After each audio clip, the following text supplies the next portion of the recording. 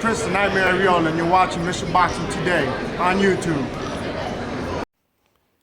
Heavyweight boxing fans, what's the deal? So I want to give my quick opinion about this middleweight fight going to take place tomorrow. Golovkin, Kell Brook.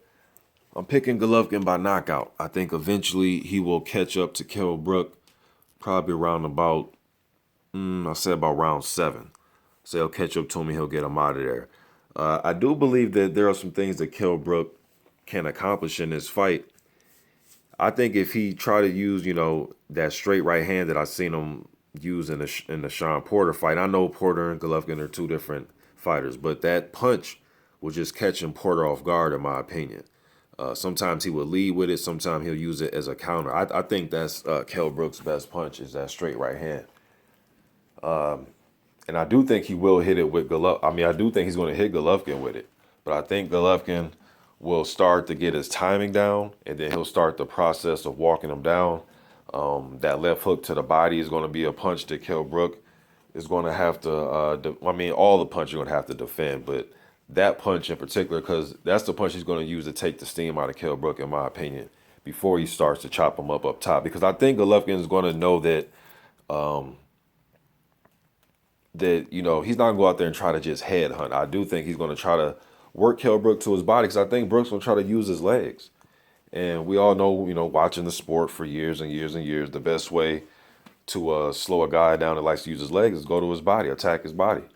And then that's going to stop the legs, and then the head will fall. So I think, it'd be funny to see if Kell Brook tries to lead in this fight, though. If he tries to go out there and try to, because Kell Brook is good at fighting straight down the middle. When he throws straight punches, that's when I think offensively is when he's at his best, when he's throwing straight punches.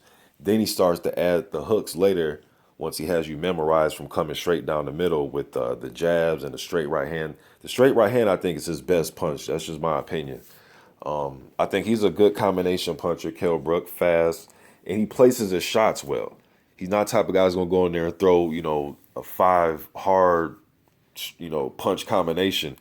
He'll throw, little throwaway punches and then set up the 3rd punch and then throw the 4th punch, kind of throw away, and then set up the 5th punch.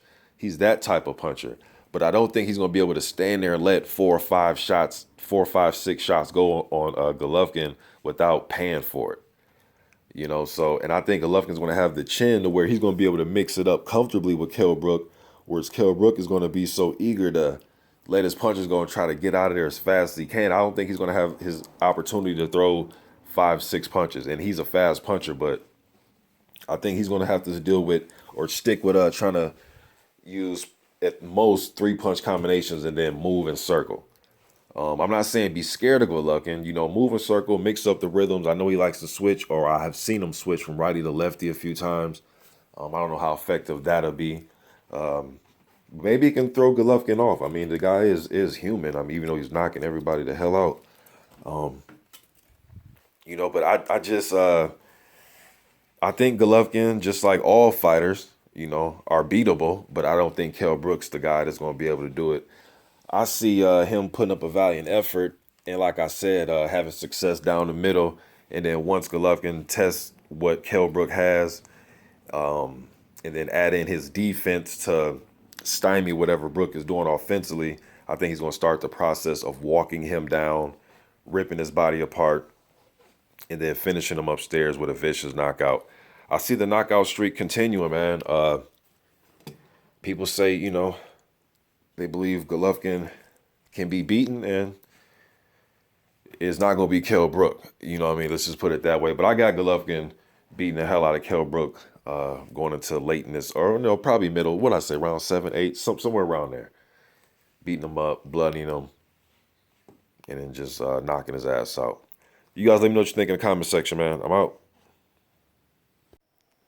And if I'm going to talk Golovkin versus Brook, I might as well talk about Jacobs versus Mora. So I'm going to add this to the video. But before I get to that, let me also add about the Golovkin and Brook fight. I understand that, Brook on the inside, he isn't a bad inside fighter.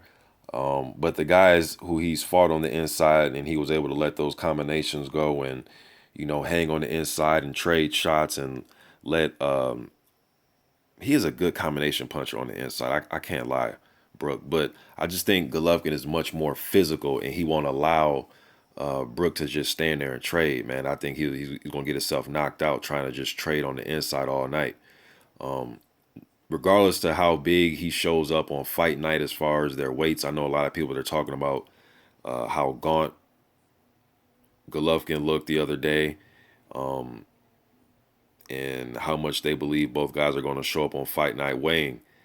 Regardless of that, I just think Golovkin is just much more physical. He just the way he fights on the inside, using elbows, using his, getting his head under your chin and forcing you back, and just roughing you up. And guys can't deal with it, along with the combination punching, that left hook to the body. I just don't think Brook's gonna be able to deal with it.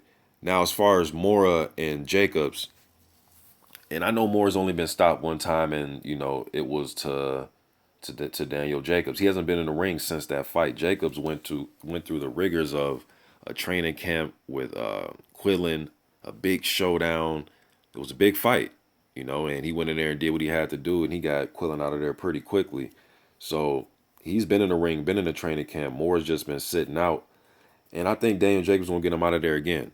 And I just think Mora, although he's never been stopped, I just think this guy named Daniel Jacobs is the only guy that will probably stop him in his career, at least up until this point. I think he's getting stopped again, probably around, I'm going to say round 6. I'm going to say Jacob gets him out of there around 6, man. I think he's going to catch Mora's rhythm, and, I know Mora's a tricky southpaw. He can drag out fights, but I just think Jacobs has sneaky power mixed in with some boxing skills, and he does have a mean streak in him. And I think just everything that's going on in the media with the fans getting on him about the Triple G situation, I do believe that he thinks about that. I don't think he sweeps that shit under the rug. He's a fighter, man, and these fighters do watch videos and they do read articles. They can say what they want, but at least they have somebody around them that's telling them something, or they see it on their Twitter feed, something. You know what I mean? So I think he's going to try to impress tonight, man. I think he will impress against Moore, and I think he's going to get him out of there. And hopefully after the fight, he calls out the winner out of the Golovkin Brook situation. He wants to, be the kingpin of this division, and, get in there with the winner out of Golovkin and Brook, man. And let's get a big super fight at middleweight. That's my prediction.